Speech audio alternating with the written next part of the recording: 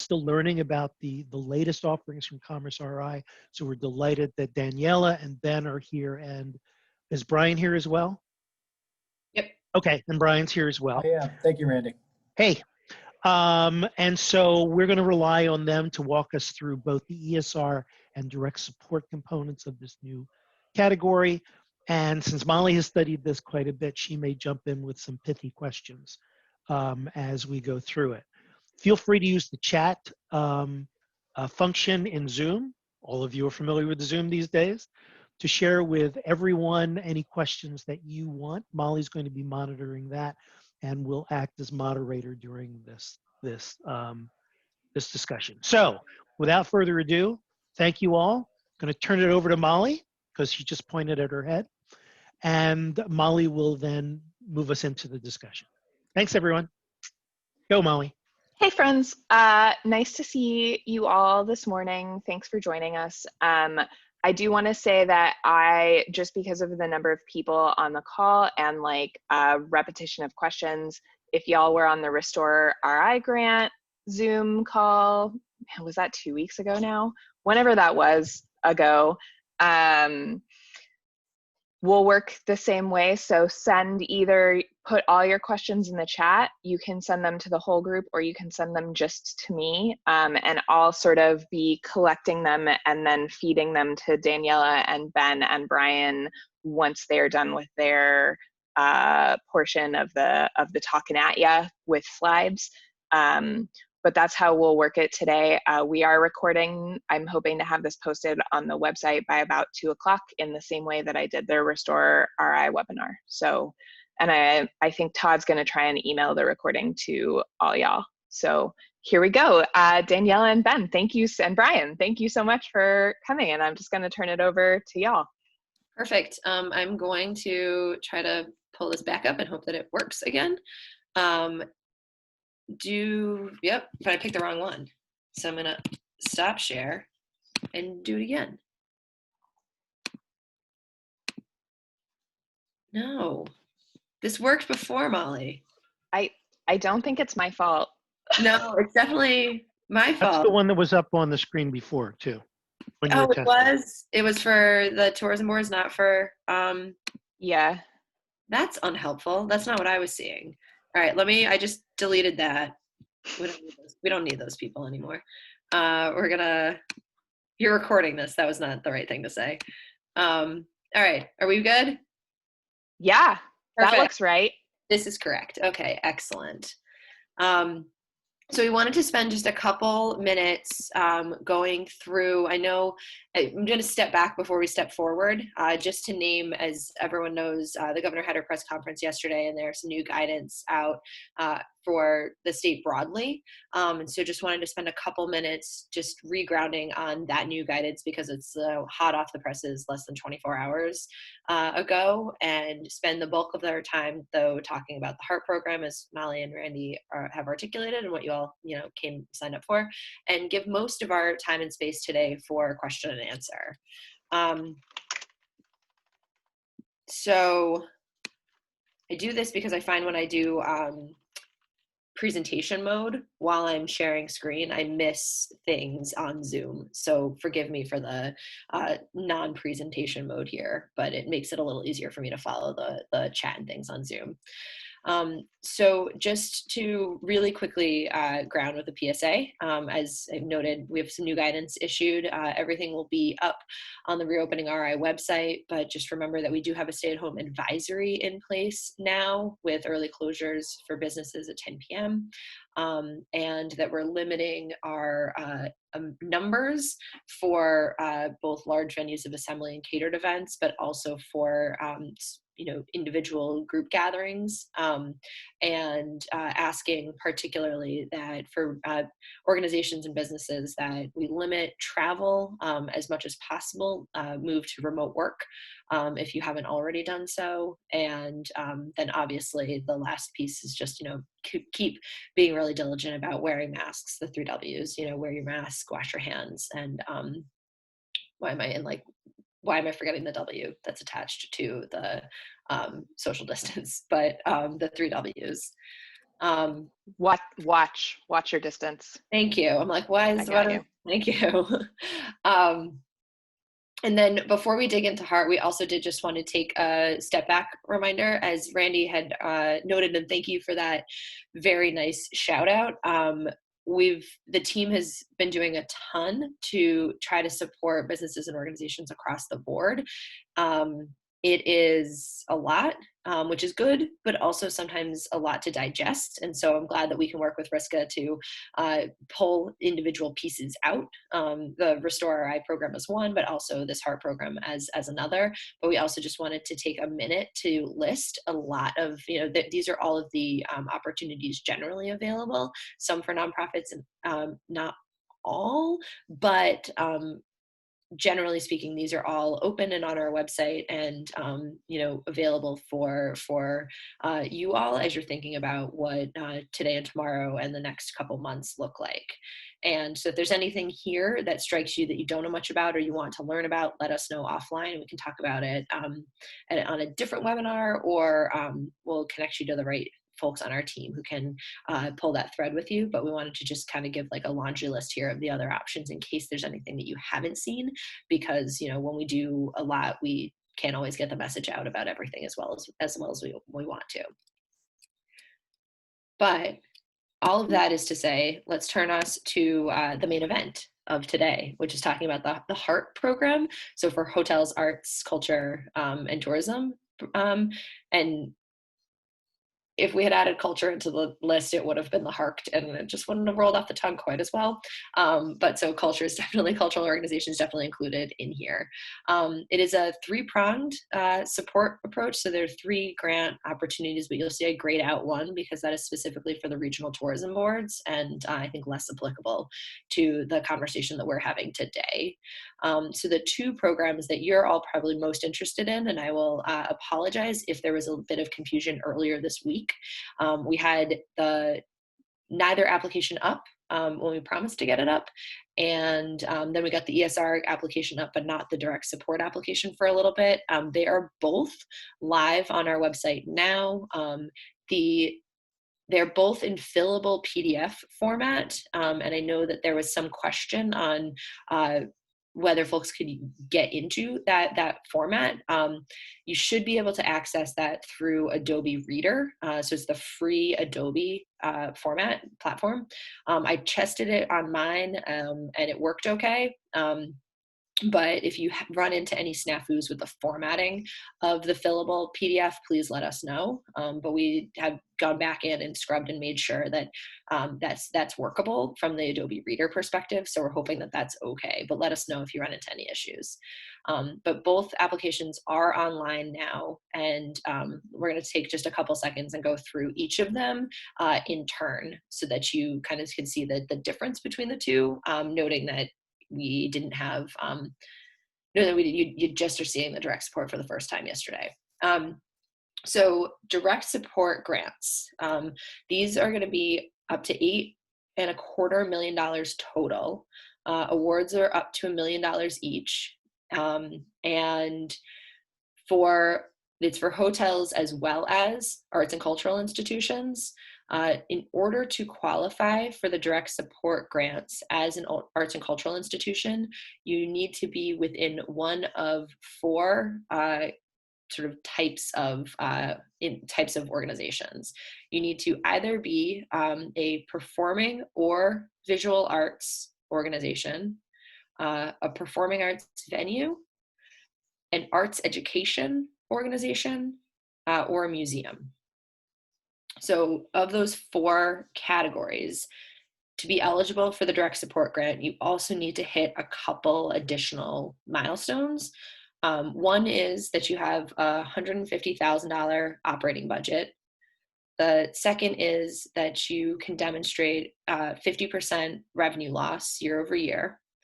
And the third is that you either own the venue in which you operate, or you have 20% of your budget is spent on fixed costs. And that can include things like lease or rent, or your staffing costs. And that is an update from what you might have seen on the website late last week. And so just want to put a pin in that 20% budget on fixed costs. Fixed costs mean your lease, rent, the sort of the building, your capital costs, or your staffing costs. That for direct support grants, so again, for arts and cultural institutions, needs to be one of those 4 categories: performing arts venues, performing or visual arts organizations, arts education organizations, or museums, and then reach these 3 other thresholds. Someone asked why 50% versus 30%. Because these are direct support grants in addition to Restore, there needed to be, for a compliance perspective, there needed to be a higher threshold to show that it wasn't just another version of Restore, that there was a separate and additional need. And that's why it's a different threshold than the 30%. The way we will be, last thing I should say, which is not on this slide, I apologize.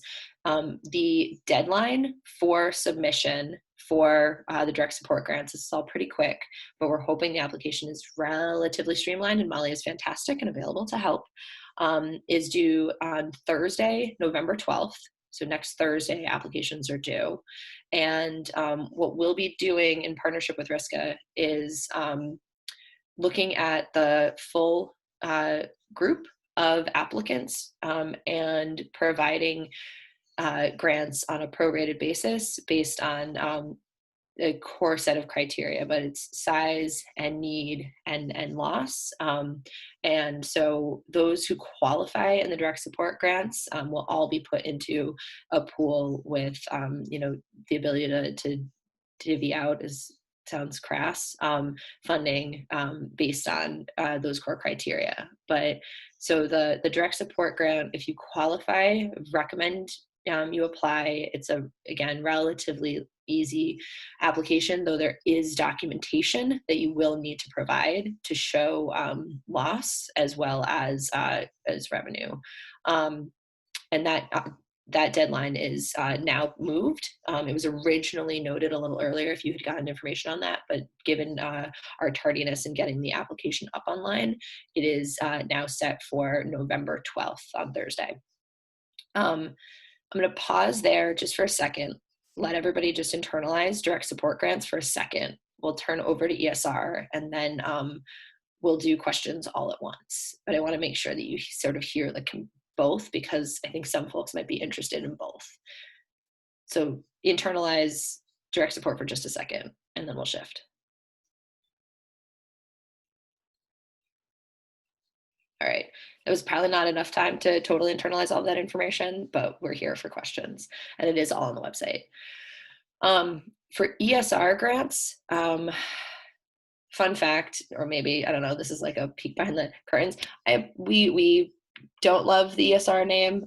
It's a little like, it's just acronym-y, but so we apologize if it's like a little hard to remember all the acronyms, but this one stands for engagement, support, and resiliency. And the idea is this is meant to support activities, programming, things that you want to do, but aren't necessarily able to right now because the cost to do that work would be prohibitive based on all of the restrictions and everything that we have in our world right now.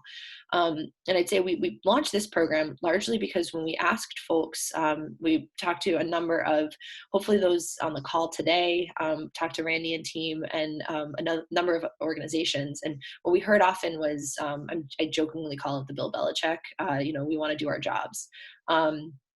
But folks said, we want to be able to open, we want to be able to do our programming, we want to be able to engage with our constituents and community. How do we do that? And so these ESR grants, activity grants, are meant to help with that exactly. The program in total will be up to $10 million with awards of up to $350,000 each. And they are more open. So anyone in the broad sort of hospitality, tourism, arts, cultural industries can apply. And so if you are an arts and cultural organization with an operating budget lower than $150,000, or you don't hit the 50% revenue loss threshold, you can and should apply still for ESR grants. The only the stipulations with ESR grants is that you cannot, we can dig into this a little bit later, but I'll just quick go over it. You cannot receive more money through this grant than you have a loss for. So if you lost $100 this year, you total, you can't ask for $150 for this grant. You could ask for $99 for this grant. But it's the revenue loss is not a percentage requirement. It is just that you cannot ask for more, you cannot receive more than you have lost generally. We can go into that more because I know it's a little confusing. The ESR grants are due on a rolling basis. We're accepting them as early as next week, so as early as Monday, but the actual application itself closes on November 16th.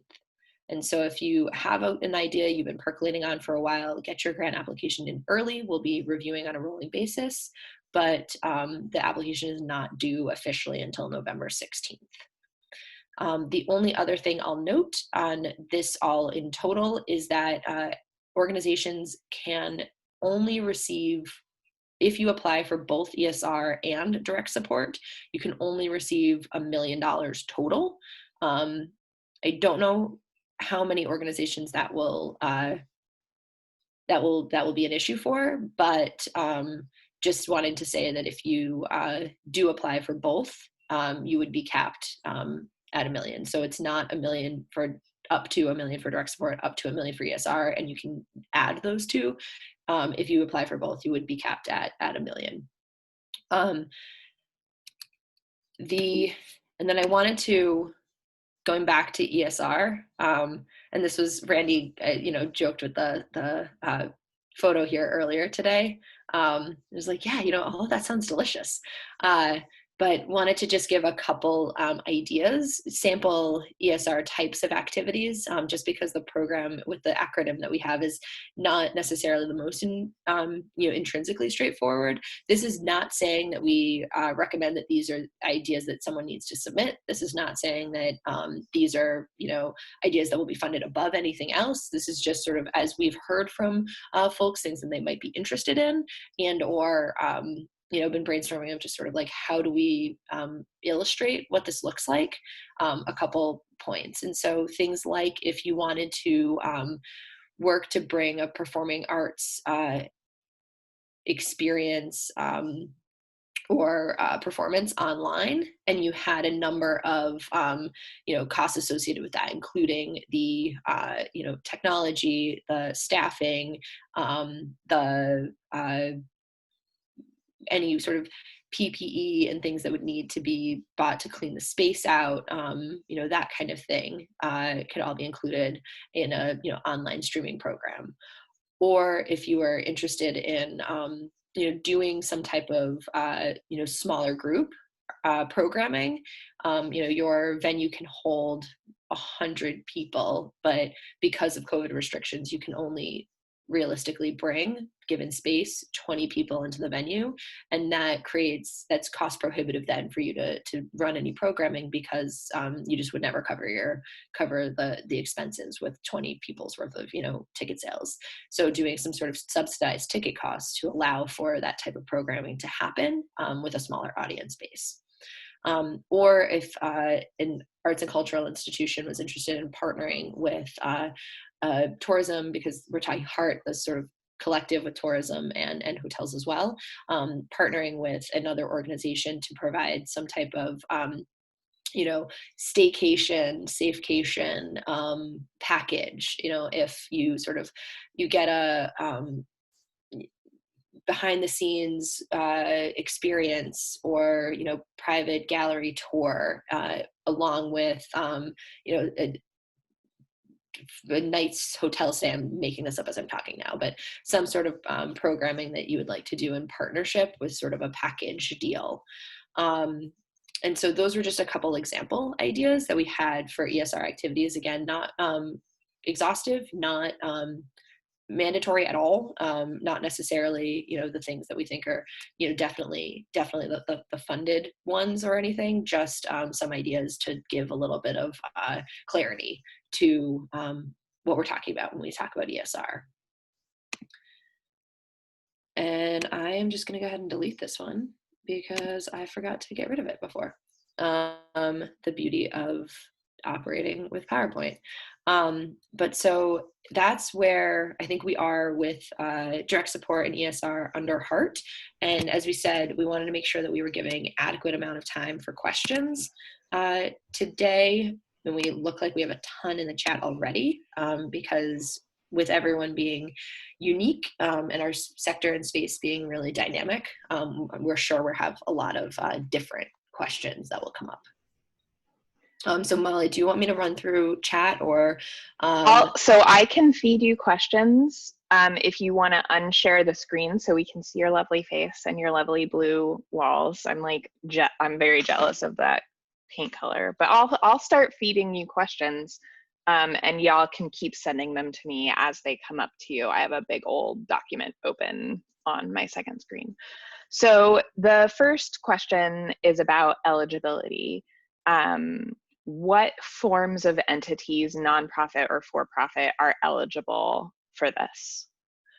It's a great question. So it's to be clear, for direct support, it's hotels and hotels with 200 rooms, and then for arts and cultural organizations, those that, and I can type this in the chat too, either performing arts venue, a performing or visual arts organization, a museum, or an arts education organization.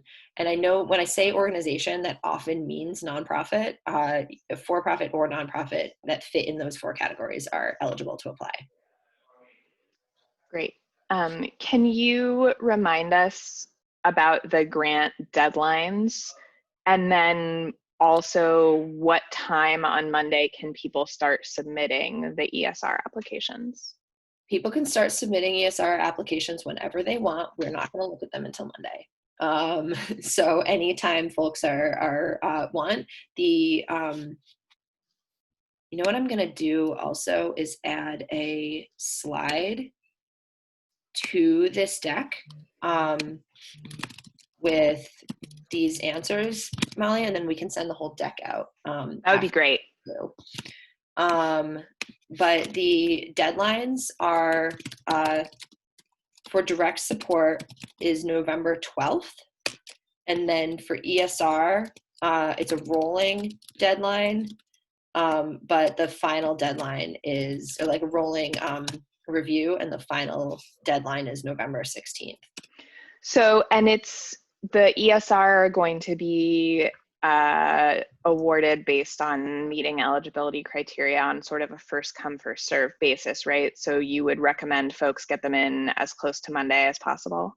I would recommend folks get them in earlier. Yep. We assume why we put the rolling and why we put the longer lead was we assume there are some folks who have been thinking about this for a little bit and I've sort of been mulling ideas sort of separately and say, this fits. I could get some, like, I already have the ideas, and would put something together pretty quickly and probably want a longer, right? We're in November, but a longer lead on the back end to try to make whatever the programming is happen. And then others who are maybe hearing about this for the first time might say, that's great, but I need a little bit more time to get my application together. So that's why we've structured rolling, so that we would allow for sort of wherever people are in their engagement with this, or like how they've been thinking about it. Here's another eligibility question that might be like a couple of layers. What about fiscally sponsored organizations? So entities that are maybe for-profit or maybe not totally formally incorporated, but are operating under a fiscal sponsor. Are they eligible? And if so, should the entity that is their fiscal sponsor be the applicant? Or should the entity that is the actual entity be the applicant? That's a really good question. That one's going to be one we have to get back to you on. I know there was some compliance question around fiscal sponsorship, and I am not sure right now how that shook out. So if it's okay, Molly, can we remember who asked that? And then we'll follow up, make sure we get that answer. And can you help us Yeah, the good news is the person that asked that is our very own organizations program director, Todd Trebor, who is looking out for his folks. So, okay, so yes, we know who asked it, and we'll be fine here. Okay. All right, so I'm just getting some of the questions out of the chat real quick. Y'all have exactly as many questions as I was expecting, which is a lot, which is great. It makes my job much easier and harder. I misspoke. So Molly, while you were triaging, everyone gets 3 extra days on the ESR rolling. It's November 19, not November 16. I was being number dyslexic. Great. Okay. So this intermediary application form is relatively new. It's popped up since I looked yesterday. Can you talk more about what this intermediary piece is to this app grant, and like what the intermediary partner, can you just talk about that a little bit? Totally. So the intermediary form is specific for the ESR grants, not for direct support. So direct support, you should apply as a single organization. ESR, you are welcome to apply as a single organization as well.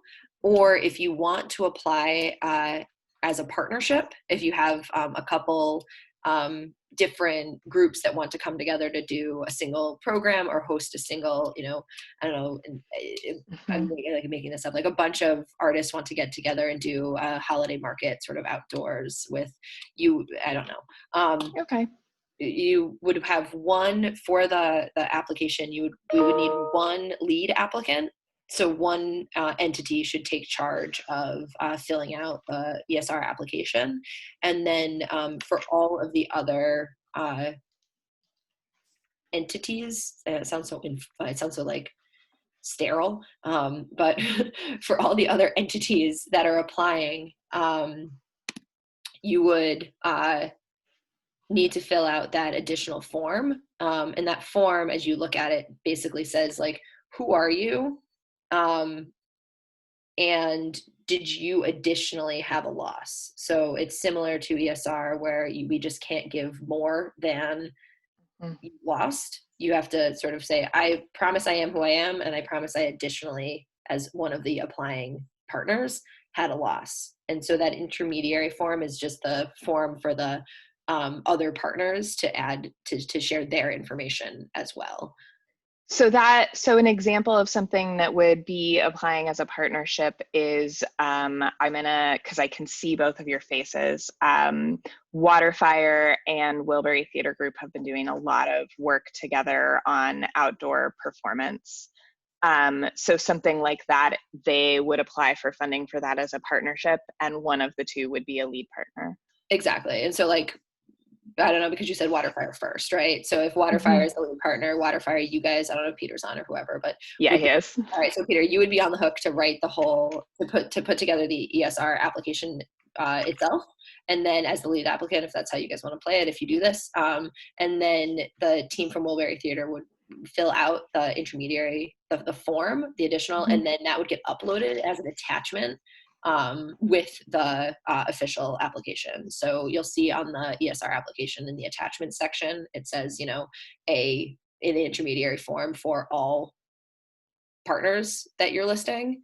And mostly, not to overwhelm with compliance details, but the reason we need that is because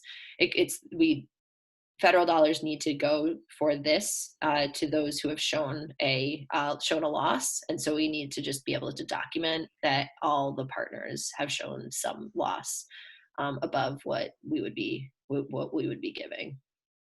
So those compliance issues about total loss leads me to another question about partnerships and the intermediaries, which is, can entities, organizations be a lead applicant on more than one partnership? Can people be an intermediary, a secondary applicant on more than one partnership? And if so, does the loss get double counted, or can you allocate like part of your loss to, so if Wilbury was going to do an ESR application jointly with Waterfire and one on their own, and Waterfire was also going to do one on their own, would Waterfire and Wilbury have to allocate portions of their losses to each of those? Is that how that would work? You, Molly, you're killing me, because this is gonna be stuff we have to do on the back end.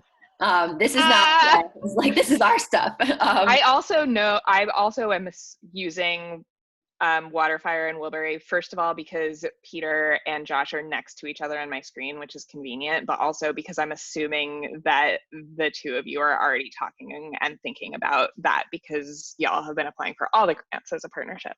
Yeah, no, so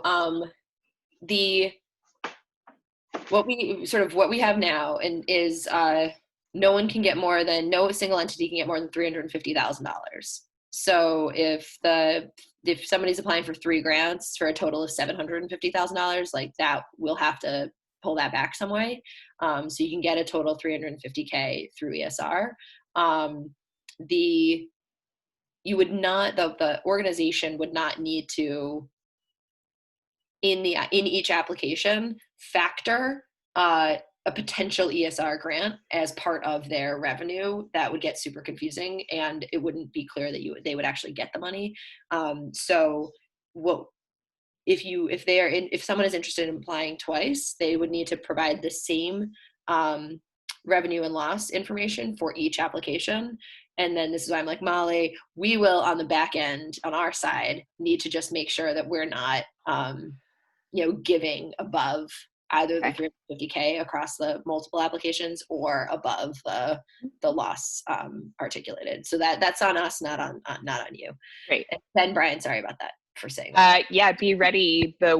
My favorite thing about being from another state, my favorite thing about working in the Rhode Island arts community is how collaborative both the artists and the arts organizations are here. So have fun. Yeah. Okay.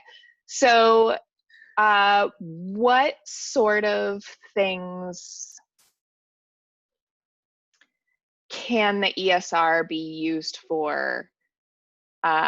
Things like, how does the ESR grant differ from business adaptation, and can you apply for both? You can apply for both. We should note that business adaptation closes on Monday. So if someone has not done that already, please do. And we have a large, there's been a lot of interest for business adaptation. So yes, can apply for both, not necessarily guaranteeing that one might receive both. The difference in tenor of the two is business adaptation is really designed for someone who says, based on current structures, parameters, the way I'm seeing the world, I fundamentally need to pivot. What my business is designed is like, I need to take our core competencies and put it in a totally different context.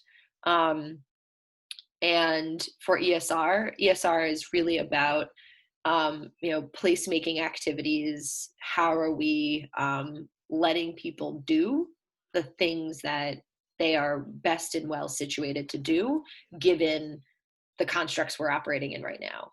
So I say that, and it seems on paper that those are different, but I 100% can think of a couple examples myself where like that would be a gray area between them.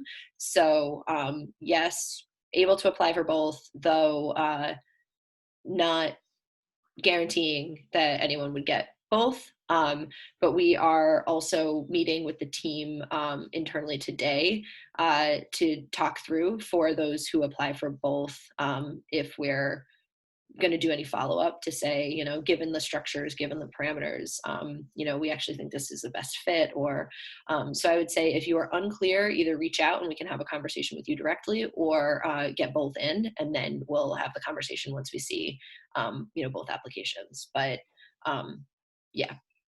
So, for example, a business adaptation grant, you know, one way that this is a question, could you apply for a business adaptation grant to pay for things like air filters and additional fans and infrastructure improvements, but you could apply for an ESR grant to do the actual programming that you can now do safely in the space because you've made those physical changes, but now you can pay the teaching artists with the ESR money? Yeah, teaching artists with the ESR money, yes, is like appropriate ask. We should have maybe thought of this ahead of time, like foreshadowed this, and had our business adaptation team join this call as well. I want to follow up on the infrastructure question for adaptation. The conversations that I've been in, that is not the intent of the program, but I don't want to say either way that it is. And Ben and Brian, if you guys know better than me, jump in, but I don't want to say either way whether that's allowable as an expense, or it's, I don't know if it was not the intent but allowable or not. I'm not sure where it shakes out, and so I don't want to. How about this example instead of ventilation stuff? Somebody updating their website and buying video broadcast equipment to virtually stream using business adaptation, and then the ESR can hire the artists. Yeah, that actually is a perfect example, because you might apply for that through business adaptation, and we would probably come back to you on the back end and say, hey, that all actually is that all of that is an allowable ESR expense. The you know, purchase of all the equipment and the getting the live stream stuff that you would need is totally functional under ESR. So let's just put it all together. So I mean, that's a perfect example of either, if you have a question, talk to us, or if you've applied for adaptation, we might follow up with you and say, hey, this is great, but like, why, you know, maybe we, instead of issuing 2 grants and needing to track 2 different, you know, compliance blah blah blahs, we just combine it into one. So that's a perfect example of, yes, apply, and then we might end up like having some follow-ups. Great. Okay. What does the revenue loss include for both ESR and direct support? It includes everything. So it includes your, you know, the fundraising. It includes, you know, endowment revenue. And I know we have some questions. Apologies if anyone is on the line here who has emailed these questions to the HArT Recovery email account. We were talking about this late last night, even knowing that we were going to get this question on this webinar. And so folks who did email will receive an email back from us with information today, but we did not have a perfect answer for you, which is why we hadn't responded. So apologies for delays on email there.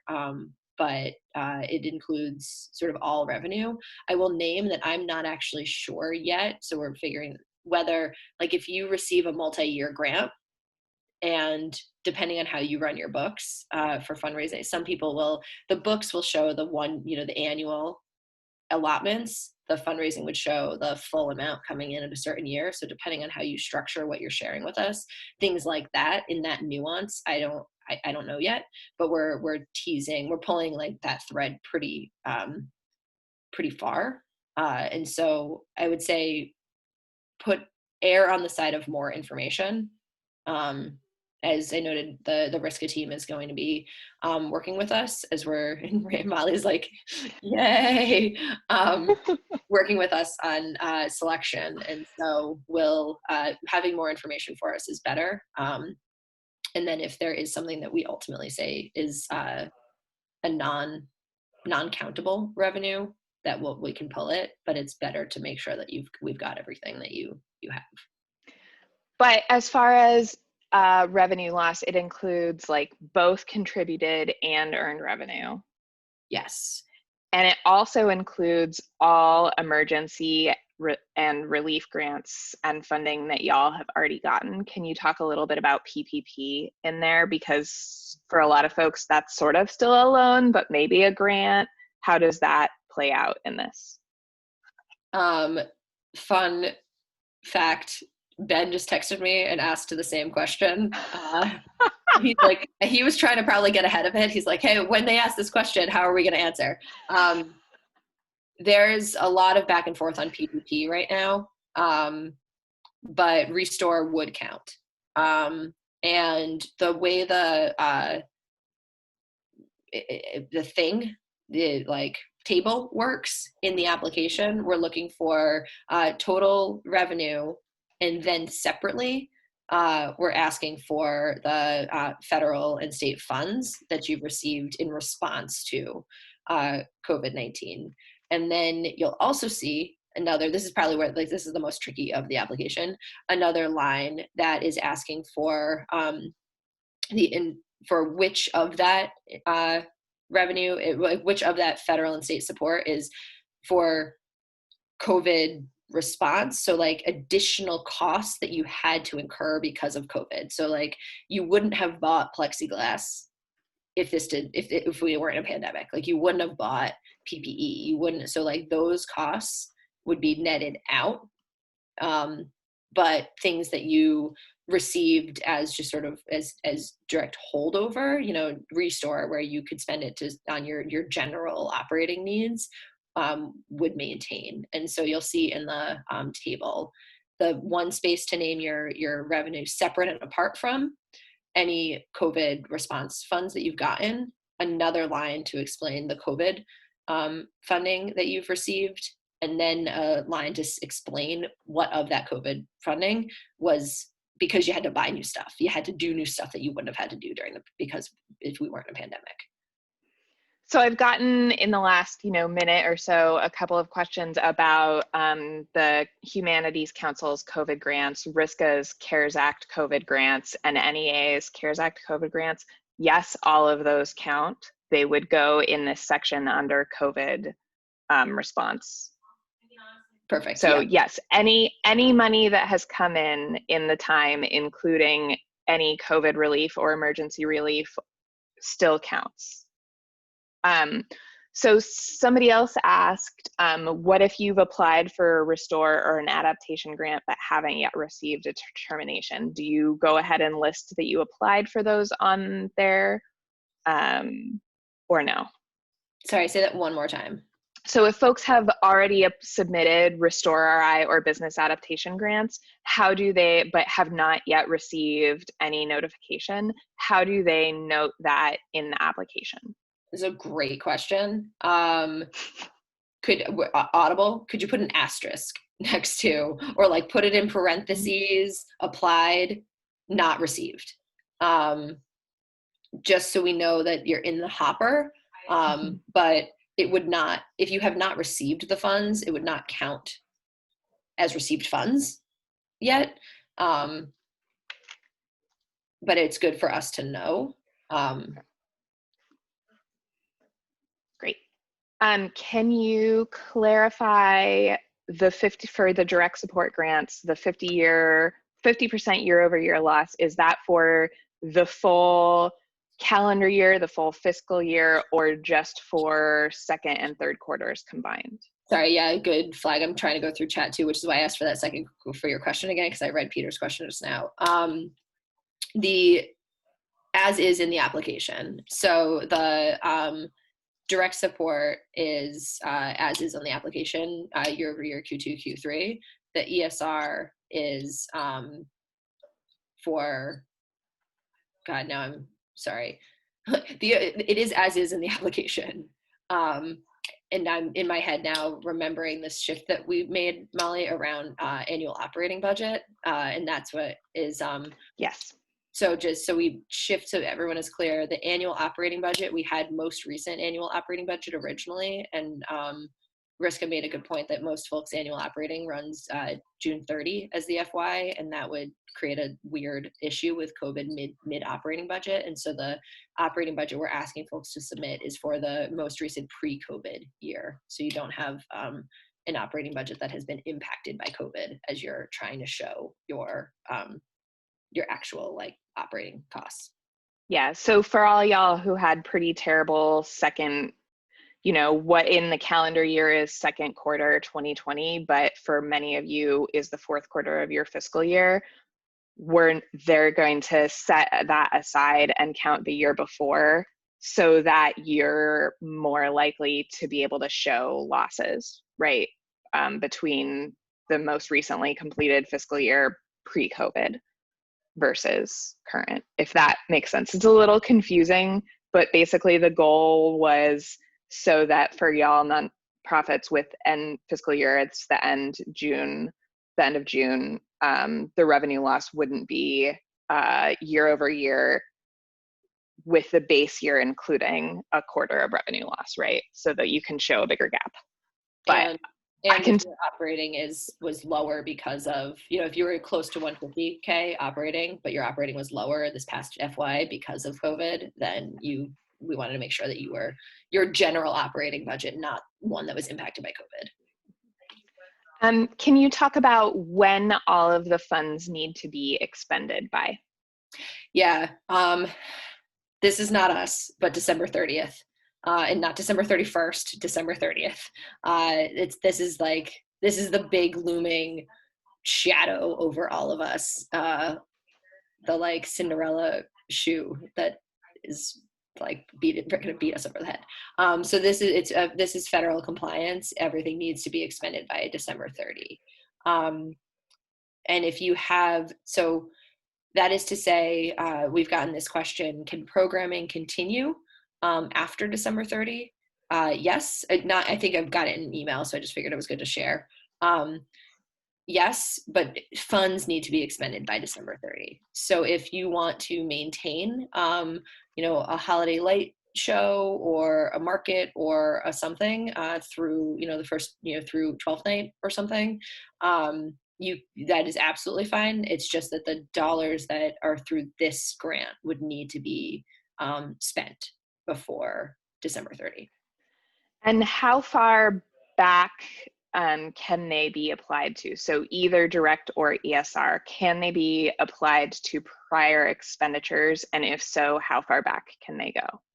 ESR is for as a programming kind of grant and maintenance of activity through this sort of end of year.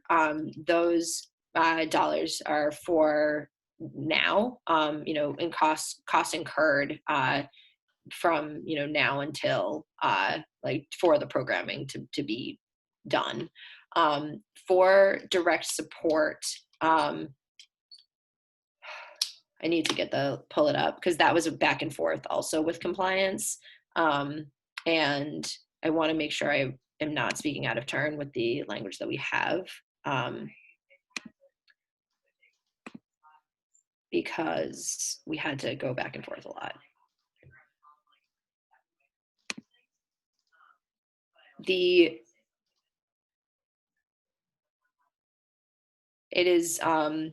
We have now, it is incurred between date of engagement and December 30th, and I will double check on that. So is date of engagement like when you get the grant contract, when you get notified, when you hit submit on the application? Let me get back to you. Sorry, I know that's kind of vague. Yeah. This is all, these are all the back. This is not to like open the screen on Oz a little bit, but why the application was a little bit delayed getting on the website was we were having a lot of conversations with compliance about what we could and could not do in support, and trying to push as much as possible, but also knowing that we are ultimately giving this, we have to send everything back to the feds. And so let me double check that, because that's going to be a compliance question that I want to make sure I'm not speaking out of turn about. And we have about 6 minutes left. I see a bunch of folks are hopping on the call now for the thing that's at noon. So welcome everybody who came to talk about virtual galas. We're talking about HArT grants for 6 more minutes. Yes, so Jen said that would be extremely helpful to know ASAP about when that money can be counted. Uh, Do you have any idea yet the award timeline? So both for notification and then also for getting the funds to the entities that have to spend them before December 30th? I am really hesitant to promise a date because we didn't promise our application date on time, but we're looking to do this as soon as humanly possible. So expect on our end, we're like rallying as many resources as possible to, once we have selections made, to be able to distribute ASAP. And I would just say the one thing that is actually slowing that down a little bit with one of our other programs is just getting information, documentation, and things back from the grantees. And so say, as soon as we can, and then also just to help us, as if you are a grantee, help us expedite the process by making sure that as you apply with all the appropriate attachments, with all the documentation for revenue loss and things, so that we've got that already and don't need to do follow-ups. But also, if we've got a quick email question, and you guys have all been super responsive. I mean, you've been more responsive than we have over the last bunch of days. So I'm sure that's not a problem, but that has been one of the slowdowns with one of our other programs. Great, and I'll tag again. I just put this in the chat, but this recording and then any follow-ups from this call, these outstanding questions, we'll put a page on our website the same way we did for Restore RI grants, that will have the recording, and then any as we get these sort of threads that we need to get answered, I'll put those answers up on that page. That page will be shared on our Facebook call. On our Facebook, I'll share that webpage on our Facebook as soon as it's up. I anticipate around 2 p.m. this afternoon, and then I'll probably continue to update it over the weekend. And then I will also say that I added 3 different slots of open Zoom office hours for all of the commerce grants, that so it will be me, it will not be our experts at Commerce, but I'll do as much fielding of support as I can based on what I know. And then you can reach out to from what I've heard from y'all, the helpline is actually less helpful than directly emailing the HArT specific email address, which Daniela is doing a lot of the answering to. So if you email the hart.recovery@commerceri.com, it might take a minute longer to get that answer than the hotline, but you'll actually be reaching the exact expert that you need to talk to.